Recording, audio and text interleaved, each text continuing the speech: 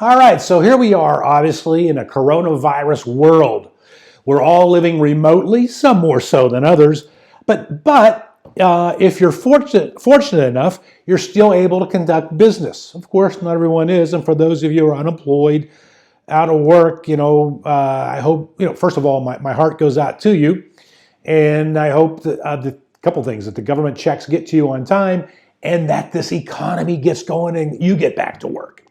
But for those who are self-employed or in a gig economy or working for a corporation but doing so remotely from home, image still matters. And how does, when you're conducting business and conducting work, and how does that image matter in this new remote type environment? Joining me at this time from San Diego, California, is fashionista, as I call her, wardrobe stylist, very well-respected professional in the area of style and image, wardrobe stylist, Lyndell Werling. Lyndell, good to see you. Thank you for having me, Rick. Lyndell, looking great as always. Tell me, what advice might you have for those out there who are concerned about their image in today's environment? Has it changed? In terms of all these new virtual meeting platforms, I feel like they came at us very fast and they appear to be the new reality. So it does make a difference, as you referenced, what your image looks like on the platforms, especially in the context of business. So the first thing I tell people is if they're going to be on a virtual meeting, to put some time and energy into their appearance. And it's very easy to do. I know that people are stressed and have a lot going on in their household, but it still should be something that if you can, that you do put some time and energy into, and wear something that's not a t-shirt, wear some items that really are business attire.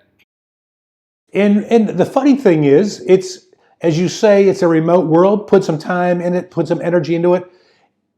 And I'll call it nice, you tell me. What's important is you look good from the shoulders up. It is. And that's what's nice about these platforms is you don't have to worry about everything, but from the waist up, if you wear a nice bright color that complements your skin tone, things that are happy colors, you'll find that you carry that energy into the actual meeting or the engagement that you have. And that's nice too, because we come across a little bit flatter on camera.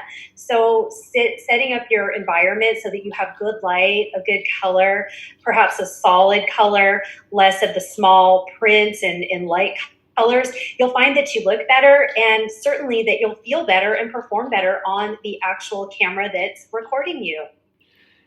I would say, I get your take, but in my opinion, regardless of what your if you're in a corporation and you're doing remote meetings, regardless of what your coworkers are doing, baseball cap, t-shirt, what have you, ignore that and dress in a proper style as you would anytime at work. You agree? I do agree, because I think that the way that you show up in the world is a reflection of who you are. And all of us should, in the work environment, be motivated to present our best image. And again, I understand that it can be very hard when you have your whole family at home and you're trying to kind of break up your day, but you'll find that there are rewards in doing that. It's important. You did. And when you put your name and your face onto your work product, just give it that less effort so that you do have the final touch on the fine work that you're presenting. I like what you said. You're putting your name and your face on your product, on your work. That alone should be the motivational factor to look as good as you can on Zoom or Skype, whatever you happen to be doing. I do. I agree that it's important because it's becoming rarer and harder. So every little bit that we can use to differentiate ourselves and make sure that we're not the person that's falling into the category of downgrading our appearance during these times is really going to serve you well. And you bring up a good point too earlier when you said, look, I know people are out there stressed. I know there's demands at home. And when those things go on, it's easier to rationalize and say, well, my hair doesn't have to be quite in place and I don't have to quite look that good. It's easier to rationalize when things around you might be piling up. I know the first month it was harder for me to go and work out. I'm a workout fanatic. It was harder for me to do from home than go to the gym. And same thing here. I like your choice of words that, yeah, I get that you're in the environment that you're in, and it's easy to fall back and rationalize, but don't do it. It's hard because we have so many competing priorities now with children at home that need to be doing their schoolwork, with trying to balance all of the things that are new. However, it's one of those things that if there's a way that you can continue to make that a priority, again, I really feel strongly that it will serve you well. All right, Lyndell, we thank you for joining us, and I think your expertise, your knowledge, your information is very important. It's always been important, but I think more so in today's world in general. Yes, the coronavirus, but I'm talking more big picture. We live in a world where people are very image conscious on social media. I think more so image conscious than any other time in history, is in my opinion.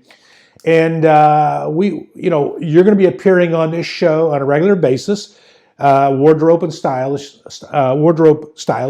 But you're going to be showing up as our fashion contributor, a wardrobe contributor, and we look forward to your input, expertise, and contribution going forward. Thank you, Rick. I'm excited to be a part of the show and look forward to future episodes. All right. Broadcasting from the Liberatory CPA Studios, which is in my home. We're back after this.